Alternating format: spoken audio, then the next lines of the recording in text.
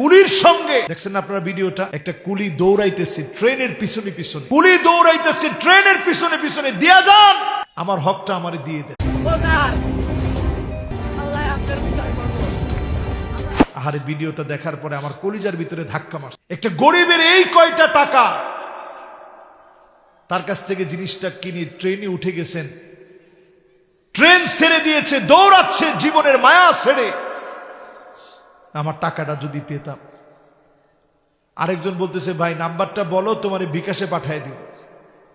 প্রযুক্তি আমাদেরকে এখন এমন বানিয়ে ফেলেছে, আমার তো মনে চাচ্ছিল পাশের কয়েকজন লোক, যেই লোকটা টাকাটা মেরে দিয়েছে তাকে ধাক্কা মেরে ফেলে দেওয়া দরকার ছিল, ঠিক কিনা বলে,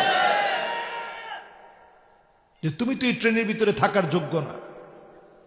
এই যে আপনি তার হকটা মেরে দিলেন, কোন সিসিটিভি ফুটেজে হয়তো আপনার এই অংশটা খুঁজে পাওয়া যাবে না, অথবা ওই দিনের টিকিট কারা কাটছে এইভাবে কেউ তদন্ত করে আপনারটা বের করবে না। কিন্তু আপনি জেনে রাখেন, এই আপনার গৃহলগ্নে ঘাড়ের ভিতরে যে মেমোরি কার্ড আছে সব সংরক্ষিত হয়ে আছে, ঠিক নি? সব সংরক্ষিত হয়ে আছে। এই মেমোরি কার্ডটা আল্লাহ সেদিন টেনে বের করবে। ওয়াকুল্লা ইনসানিন আলজামনাহু তাইরাহু ফি উনুকি। গৃহলগ্ন থেকে সেদিন আল্লাহ মেমোরি কার্ডটা বের করবে, আল্লাহ সামনে দিবেন, দিয়ে বলবেন ইকরা কিতাবাক, তুমি তোমার নিজের আমল নামাটা পড়ো।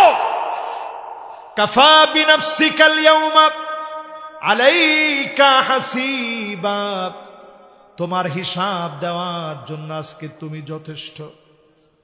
সহিহ বুখারীর বর্ণনায় আসছে, মান্নু কিসাহালাক, যাকে আল্লাহ বলবেন পর জবাব দে, ওই লোকটার বাঁচার কোনো উপায় নাই।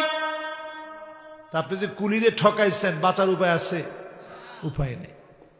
দেশে যারা ঠকাচ্ছেন, মানুষকে যারা ঠকাচ্ছেন, চাঁদাবাজি ছিনতাই রাহাজানি যারা করছেন, দেখবেন অনেক ডাকাত ডাকাতি করে, ডাকাতি করার পরে বলে যে হুজুর তাড়াতাড়ি যান, জায়গাটা ভালো না, জায়গাটারে খারাপ বানাইছিস তো তুই। সে নিজে ডাক দিয়ে হুজুর যা আছে দিয়া দেন তাড়াতাড়ি, আপনার ওয়াজও শুনি, কোনো অসুবিধা নাই, কিন্তু হুজুর জায়গাটা ভালো না, জায়গাটা খুব খারাপ, তাড়াতাড়ি যান। হ্যাঁ রে মুসলমান, কবে আমরা মানুষ সমকন? প্রিয় ভাইয়েরা আমার, সব সেদিন কিতাবের ভিতরে সংরক্ষিত থাকবে, লেখা থাকবে। দুনিয়ার সামান্য মেমোরি কার্ড যদি এত কিছু করতে পারে, আল্লাহ পাক আমার আপনার দেহের ভিতরে শক্তিশালী মালিক, উনার মেধা দিয়া যে মেমোরি কার্ড সাজায় রাখছে কিরকম ভয়াবহ।